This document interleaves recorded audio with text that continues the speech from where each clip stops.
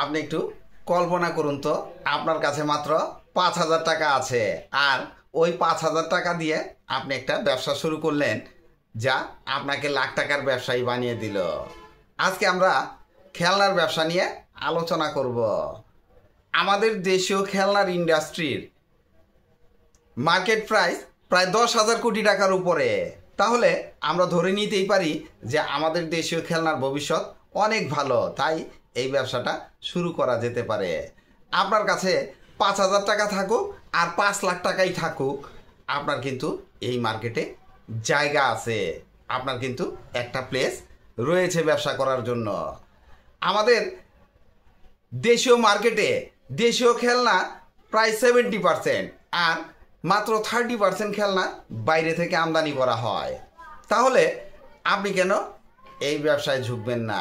এই ব্যবসার ভবিষ্যৎ অনেক ভালো। মার্কেটের প্রায় 70% খেলনা আমাদের দেশীয় তৈরি, মাত্র 30% খেলনা দেশের বাইরে থেকে আমদানি করা হয়। তাহলে আমরা যদি এই ব্যবসাটা শুরু করি, এই ব্যবসার ভবিষ্যৎ অনেক ভালো হবে। আপনি যদি উদ্যোক্তা হতে চান, আপনার কাছে যত টাকাই থাকুক না কেন, এই মার্কেটে কিন্তু আপনার একটা সুযোগ আছে। তাই কোনো চিন্তা না করে একবার ট্রাই করে দেখতে পারেন। আর যদি ব্যবসা নাও করেন, তাহলেও একবার হোলসেল মার্কেটে তো ঘুরে দেখতেই পারেন।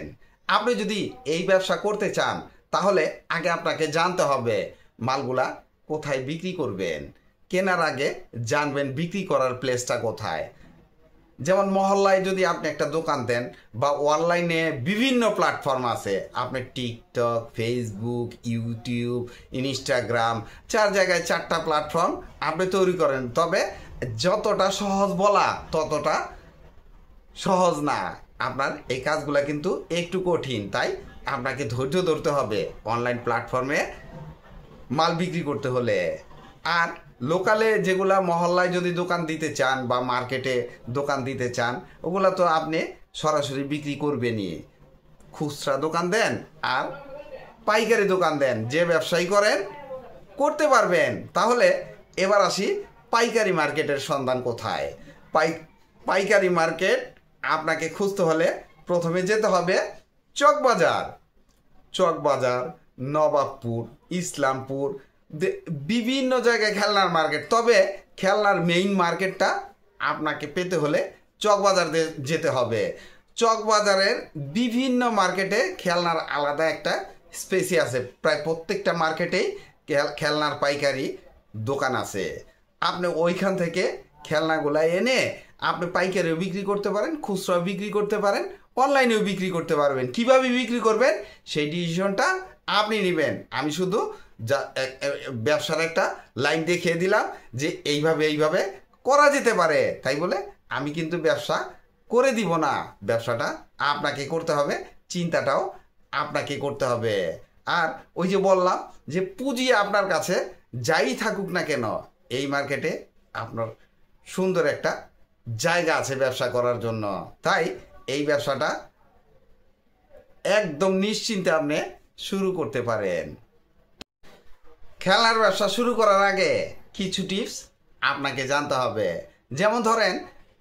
যেমন খেলনার যে প্রকারভেদগুলো আছে, যে দেশীয় খেলনা বা বিদেশি খেলনাগুলা আপনাকে রিপ্লেস দিবে না, দেশীয় খেলনাগুলা আপনি রিপ্লেস পাবেন। এরপরে ব্যাটারিওয়ালা খেলনা, স্প্রিং খেলনা, ম্যানুয়াল খেলনা, বিভিন্ন ধরনের আইটেম আছে। আপনাকে ব্যবসা শুরুতে বুঝে বুঝে কিনতে হবে যে এই খেলনাগুলা আমাকে আবার চেঞ্জ করতে হবে, বা যে সমস্ত খেলনাগুলা প্রথমে চেঞ্জ করা লাগবে না, ওই টাইপের খেলনাগুলা আপনি যদি প্রথমে কিনে আনেন, বিক্রি করেন, তাহলে কিন্তু আপনার ঝামেলা কম থাকবে। প্রথমে ঝামেলামুক্ত ব্যবসা করেন, যখন ব্যবসাটা গ্রো করবে তখন আপনি সব টাইপের আস্তে আস্তে আপনি আপনার প্রয়োজনটা বুঝতে পারবেন, কাউকে বলে দিতে হবে না। তাই শুরুতে চেষ্টা করবেন সহজ কিছু আনার জন্য, যেমন ব্যাটারি ছাড়া স্প্রিংওয়ালা এই টাইপের কিছু আনলে, বা লাইটিং ছাড়া এই টাইপের কিছু আনলে আপনার কিন্তু ঝামেলা কম হবে। কারণ এই খেলনাগুলা কিন্তু দেখা গেছে আপনাকে ভালো দেখিয়ে দিয়েছে, আপনি আনার পরে দেখলেন যে লাইটটা জ্বলে না, ব্যাটারি কাজ করে না, বিভিন্ন সমস্যা থাকতে পারে। খেলনার ব্যবসায় কিন্তু এই সমস্যাগুলা আছে। আর দেখে শুনে যদি আপনি দেশীয় খেলনাগুলা যেগুলা ওয়ারেন্টি গ্যারান্টি আছে ওই টাইপের মালগুলা এনে যদি আপনি ব্যবসা করেন, তাহলে কিন্তু আপনার এই ঝামেলা, প্যারা এবং লসের সম্ভাবনা একেবারেই থাকবে না। আর এই সব ব্যবসায়ী লাভ লস থাকবে।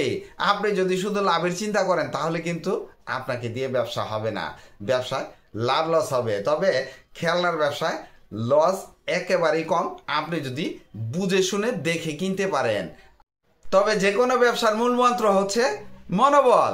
আপনার মনোবল যদি চাঙ্গা থাকে তাহলে আপনার কাছে যত টাকাই থাকুক না কেন আপনি ব্যবসা করবেনই। আর আপনার মনোবল যদি দুর্বল থাকে তাহলে আপনার কাছে কোটি টাকা থাকলেও আপনি কিন্তু ব্যবসা শুরু করতে পারবেন না। তাই আপনার মনোবলটাকে সর্বপ্রথম চাঙ্গা করেন, এরপরে মন স্থির করেন আপনি এই ব্যবসাটা করবেন কিনা, তাহলেই আপনি ব্যবসা শুরু করতে পারবেন। এই ভিডিওটা ভালো লাগলে লাইক, কমেন্ট, শেয়ার দিয়ে পাশে থাকবেন, চ্যানেলটি সাবস্ক্রাইব করবেন এবং পাশে থাকা বেল আইকনটি প্রেস করে দিয়েন যেন পরবর্তী নতুন কোনো বিজনেস আইডিয়া আপলোড দেওয়ার সাথে সাথে আপনার মোবাইলে সর্বপ্রথম নোটিফিকেশন চলে যায়। আজকে এই পর্যন্তই। আসসালামু আলাইকুম।